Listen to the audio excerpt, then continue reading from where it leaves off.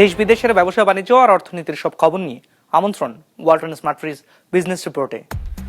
আমদানি শুল্ক কমানোর প্রভাব নেই খেজুরের দরে। সব ধরনের খেজুরের দাম বেড়েছে কেজিতে 50 থেকে 100 টাকা। দেশের ঋণ পরিস্থিতি আরো ভঙ্গুর অবস্থায় রেখে গেছে অন্তর্বর্তী সরকার, বলছে নাগরিক প্ল্যাটফর্ম। জাতীয় স্বার্থে বন্দর সহ বৈদেশিক চুক্তি পুনর্বিবেচনার তাগিদ। বন্ধ শ্রমবাজার দ্রুত চালুর নির্দেশ প্রবাসী কল্যাণমন্ত্রী। কর্মীদের সাথে অনিয়ম করলে ব্যবস্থার হুঁশিয়ারি। এমন সব খবর নিয়ে আমাদের আজকের আয়োজন।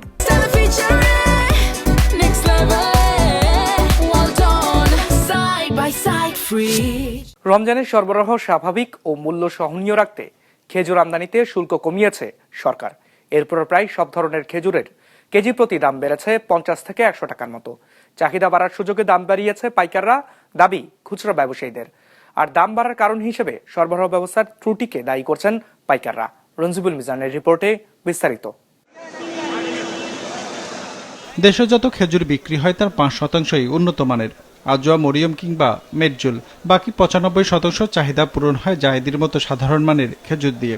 রাজধানীর বাজারে এই দুই জাতের খেজুরের দাম কেজি প্রতি 200 থেকে 280 টাকা। মাঝারি মানের খেজুর বিক্রি হচ্ছে 550 থেকে 800 টাকার আশপাশে।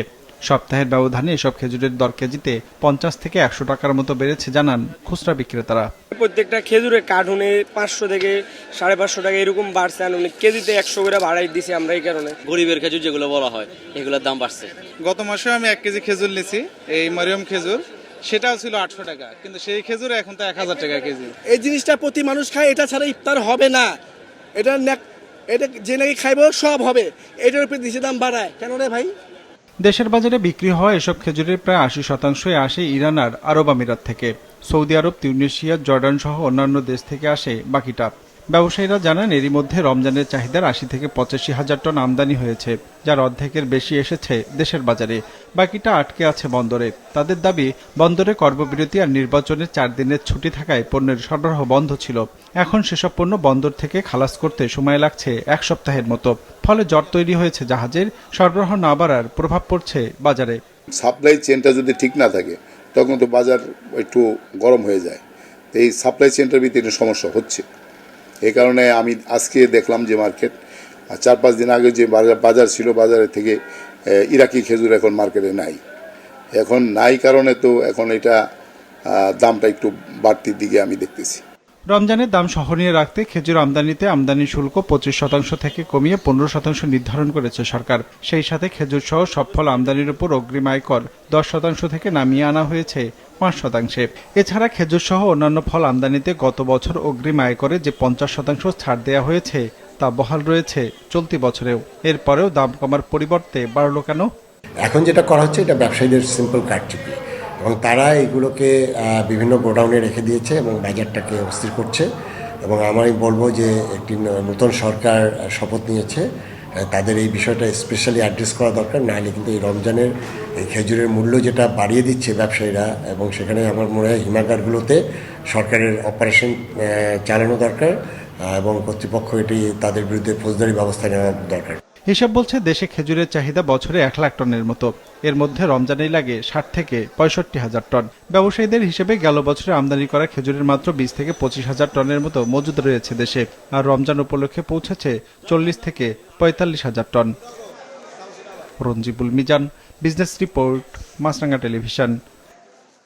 অন্তর্বর্তী সরকার দেশের ঋণ পরিস্থিতিকে আরো নাজুক অবস্থায় রেখে গেছে, এমন মন্তব্য করেছেন সিপিডির সম্মাননীয় ফেলো ডক্টর দেবপ্রিয় ভট্টাচার্য।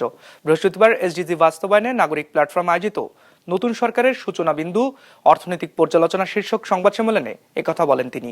অন্তর্বর্তী সরকারের বন্দর সহ যে সকল বৈদেশিক চুক্তি করেছে তা পুনর্বিবেচনার দাবি জানান তিনি। সময় দিতে হয়েছে।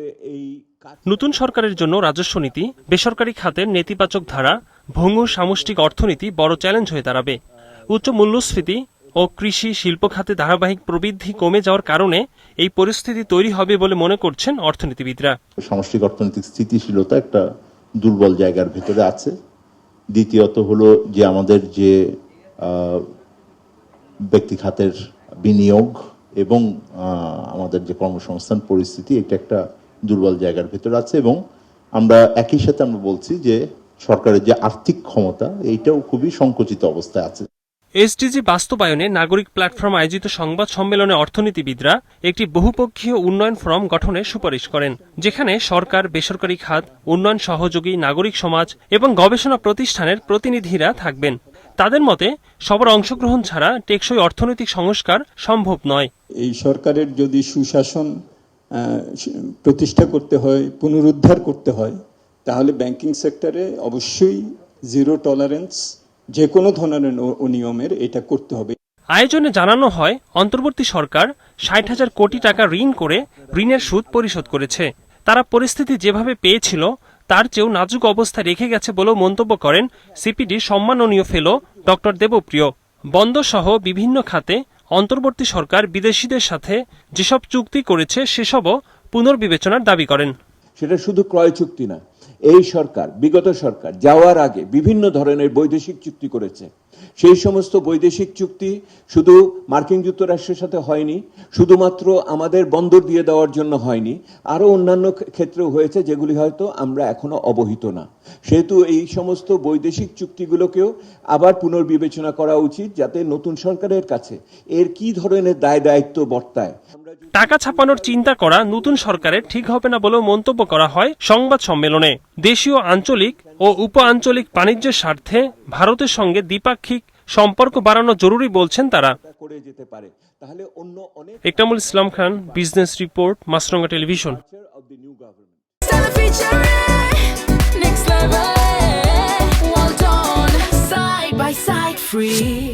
বন্ধ শ্রমবাজার চালু করতে পদক্ষেপ নেওয়ার নির্দেশ দিয়েছেন প্রবাসী কল্যাণমন্ত্রী। জানিয়েছেন, প্রবাসী কমিটিদের সঙ্গে যারা অনিয়ম করছে তাদের বিরুদ্ধে জিরো টলারেন্স নীতি গ্রহণ করা হচ্ছে। এদিকে পররাষ্ট্র প্রতিমন্ত্রী জানিয়েছেন, বাংলাদেশিদের ভিসা জটিলতা নিরসনে কাজ করছে পররাষ্ট্র মন্ত্রণালয়। মাশরাক রাহাতের রিপোর্টে বিস্তারিত। সংকুচিত হচ্ছে বাংলাদেশিদের জন্য বিদেশে কাজের সুযোগ। প্রায় 2 বছর ধরে বন্ধ মালয়েশিয়া, ওমান, বাহরাইন ও সংযুক্ত আরব আমিরাতের মতো বড় শ্রমবাজারগুলো। কয়েক বছর ধরে কর্মী যাচ্ছে মূলত একটি মাত্র দেশ, সৌদি আরবে। গেল বছর মোট কর্মসংস্থানের 70% হয়েছে দেশটিতে। আজ মন্ত্রণালয়ের কর্মকর্তাদের সঙ্গে প্রথম বৈঠকে বন্ধ শ্রমবাজার চালু করতে উদ্যোগ নেওয়ার নির্দেশ দিয়েছেন নতুন প্রবাসী কল্যাণ মন্ত্রী। জানান, এই খাতে যারা অনিয়ম করছে তাদের বিরুদ্ধে জিরো টলারেন্স নীতি গ্রহণের কথা। তাদের বিরুদ্ধে আমাদের জিরো টলারেন্স, আমাদের জিরো টলারেন্স। আমরা এটা তো এখানে আমরা জনগণের ম্যান্ডেট নিয়ে আসছি, আমরা মানুষের প্রত্যাশা পূরণের জন্য আসছি। আপনারা দেখবেন ইনশাআল্লাহ আজকে থেকে আমাদের কাজ শুরু হবে। কি কারণে আমাদের শ্রমবাজারটা বন্ধ আছে, আমাদের এটার একটা পরবর্তী পদক্ষেপ আপনারা কি নিয়েছেন, এটা ওপেন করার জন্য আপনাদের কি স্টেপ নিয়েছেন সেটা আমাদের জানা দরকার। বৈঠকে একই মন্ত্রণালয়ের নবনিযুক্ত প্রতিমন্ত্রী জানান, অভিবাসন খরচ কমানোর পাশাপাশি এই খাতে প্রতারণা বন্ধে কাজ করবেন তারা। সেবা যেভাবে স্বচ্ছতার সহিত নিশ্চিত করা যায়, মানুষ যেন হয়রানিমুক্ত সেবা পায়, সেটাই আমাদের লক্ষ্য। আশা করি আমরা দায়িত্ব নেওয়ার পরে অন্তত 2-1 মাসের মধ্যে কিছু পরিবর্তন আমরা করতে পারবো, 2-1 দিনে সেটা সম্ভব নয়। এদিকে পররাষ্ট্র প্রতিমন্ত্রী জানিয়েছেন, বাংলাদেশিদের জন্য বিভিন্ন দেশের ভিসা পাওয়া সহজ করতে কাজ করছে মন্ত্রণালয়। ভিসার ব্যাপারে অবগত আছি, আমরা এটা নিয়ে কাজ করছি। এটা কিভাবে আরো সামনে এই সমস্যাগুলো সমাধান করা যায় সেটা নিয়ে আমরা কাজ করছি। আজ পররাষ্ট্র মন্ত্রণালয়ের বিভিন্ন উইংয়ের কর্মকর্তাদের সঙ্গে আনুষ্ঠানিকভাবে প্রথম বৈঠক করেন পররাষ্ট্র মন্ত্রী ও প্রতিমন্ত্রী। এ সময় সবার আগে দেশের স্বার্থ রক্ষা করে অন্যান্য দেশের সঙ্গে ভালো সম্পর্কের বার্তা দেয়া হয়। মাশরাক রাহাত, বিজনেস রিপোর্ট, মাছরাঙা টেলিভিশন।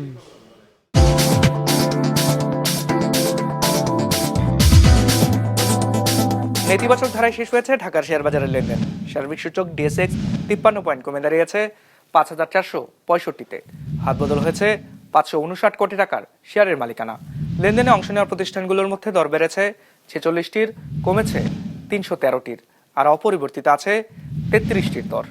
এবার বাজার নিয়ে বিশ্লেষণ শুনবো অ্যালায়েন্স ক্যাপিটাল অ্যাসেট ম্যানেজমেন্টের। এই সপ্তাহের ওপেনিং ইন্ডেক্স ছিল 5400 এবং অ্যারাউন্ড 66 পয়েন্টস বৃদ্ধি পেয়ে এখন ফাইনাল ইন্ডেক্স ক্লোজ হয়েছে 5466 পয়েন্টসে। পাশাপাশি মার্কেটের উইকলি অ্যাভারেজ টার্নওভার ছিল প্রায় 1000 কোটি টাকার মতো।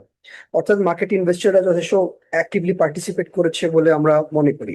পার্সেন্টেজের দিক থেকে আজকে 11% কোম্পানির প্রাইস বাড়তে দেখা গিয়েছে, 8% এবং অপরিবর্তিত ছিল মাত্র 9% কোম্পানির প্রাইসে। সেক্টরের দিক থেকে আজকে সবচেয়ে বেশি ট্রেড হচ্ছে ব্যাংকিং সেক্টরে, ফলোড বাই ফার্মাসিউটিক্যালস এবং টেক্সটাইল সেক্টর। ফাইনালি আজকে ইন্ডেক্সে সবচেয়ে বেশি পজিটিভলি কন্ট্রিবিউট করেছে ব্র্যাক ব্যাংক এবং সবচেয়ে বেশি নেগেটিভলি কন্ট্রিবিউট করেছে রোবো। যশোরে শেষ হলো কৃষি প্রযুক্তি প্রদর্শন ও গুড়ের মেলা। যশোরের চৌগাছার এই গুড়ের মেলায় অংশ নেন গাছি, কারিগর ও ব্যবসায়ীরা। যশোর জেলা রিপোর্টার রাহুল রায়ের পাঠানো তথ্য ছবি নিয়ে ডেস্ক রিপোর্ট। উন্মুক্ত প্রাঙ্গণে সবার সামনেই তৈরি হচ্ছে বিভিন্ন রকমের গুড়। চুলা থেকে মাত্র ওঠা গরম এই গুড় কিনে নিয়ে যাচ্ছেন ক্রেতারা। কেউ বাবার এক নজর দেখতে এসেছেন গুড় তৈরির কৌশল। যশোরের চৌগাছা উপজেলা পরিষদ প্রাঙ্গণে বসা ব্যতিক্রমী এই মেলায় এমনই আসর জমেছে গুড়ের কারিগর, ঘরোয়া ব্যবসায়ী, গাছি আর ক্রেতাদের। গুড় মেলা হয়ে আমি সর্বনিম্ন 300 টাকা, আর উপরে 500 টাকা, 600 টাকা এরকম গুড় বৃদ্ধি করে বেচা কিনা হয়েছে। আর গুড় বেচে যে কত একটা শান্তি পাইছি।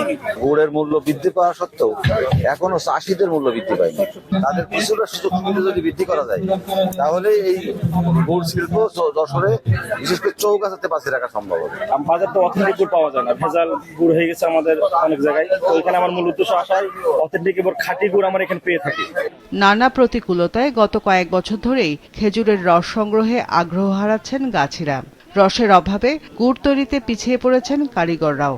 গুড়ের ন্যায্য দাম ও গাছিদের আগ্রহ ফেরাতে স্থানীয় প্রশাসনের উদ্যোগে গেল 17 ফেব্রুয়ারি থেকে 3 দিন ব্যাপী এই মেলার আয়োজন করা হয়। গুড়ের মেলা নামে পরিচিতি পেলেও এখানে মিলছে প্রাকৃতিকভাবে উৎপাদিত নানান সবজিও। প্রদর্শিত হচ্ছে কৃষি প্রযুক্তি। গুড় চাষিদের সাথে সাধারণ ভোক্তাদের পরিচিত করিয়ে দেওয়া, এই যে গুড় পণ্য বিক্রি করাটাই মূল উদ্দেশ্য না। গুড়ের উদ্যোক্তাদের উৎসাহ যোগানো, যে এটা একটা মৌসুমী ফসল হওয়া সত্ত্বেও তারা যাতে প্রত্যেক বছর এই কষ্টসাধ্য বিষয়টা আগ্রহ সহকারে যাতে তারা কাজ করে, সেই কারণে এই উৎসাহ দেওয়ার জন্য এই মেলার আয়োজন। এখানে কৃষি মেলায় কৃষির বিভিন্ন প্রযুক্তি দেখানো হচ্ছে, বিভিন্ন রকম সবজি ফল আমরা এখানে দেখাচ্ছি। এটা হয়েছে লাভজনক কৃষি হয়েছে, কৃষিটা এখন ব্যবসায় পরিণত হয়েছে। ক্রেতা, উদ্যোক্তা ও গাছিদের অংশগ্রহণে প্রতি বছরই চৌগাছায় বসে জমজমাট এই মেলা। 2023 সাল থেকে এই মেলার আয়োজন করে আসছে জেলা প্রশাসন।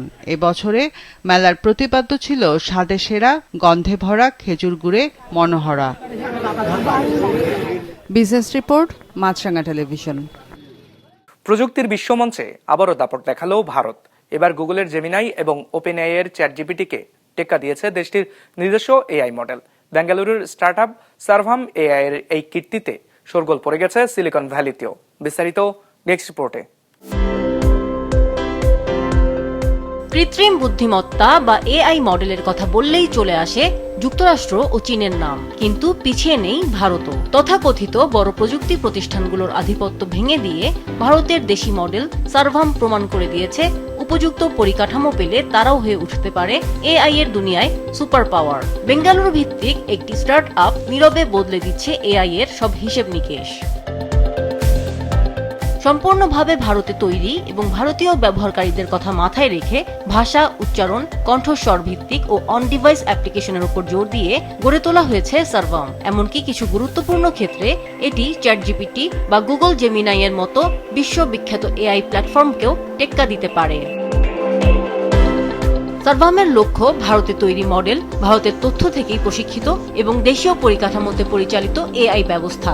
অর্থমন্ত্রী নির্মলা সীতারামন ঘোষণা করেছেন, ভারতে অবস্থিত ডেটা সেন্টার ব্যবহার করে বিশ্বব্যাপী ক্লাউড পরিষেবা প্রদানকারী বিদেশি সংস্থাগুলোকে 2047 সাল পর্যন্ত কর ছাড় দেওয়া হবে।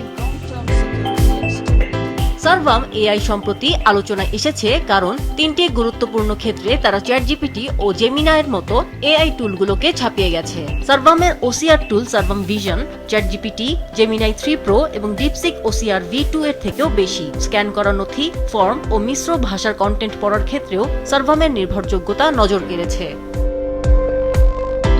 সার্ভাম এআই এর অগ্রগতি নজর এড়ায়নি আন্তর্জাতিক প্রযুক্তিবিদদেরও। বর্তমানে এই টুলটি 11টি ভারতীয় ভাষায় 35টিরও বেশি ভয়েসকে সাপোর্ট করছে। প্রতিষ্ঠানটি আরও 22টি ভাষায় তাদের কার্যক্রম সম্প্রসারণের পরিকল্পনা করছে। আমিনা লুসি, বিজনেস রিপোর্ট, মাছরাঙা টেলিভিশন।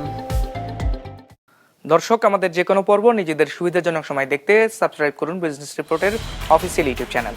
ফেসবুক পেজে লাইক দিয়ে আপডেট থাকুন ব্যবসা বাণিজ্যের আলোচিত সব ঘটনা সম্পর্কে। আর আপনাদের মতামত জানান কমেন্টস অথবা ইনবক্সে। আজ এইটুকুই, বিদায় নিচ্ছি, ভালো থাকবেন।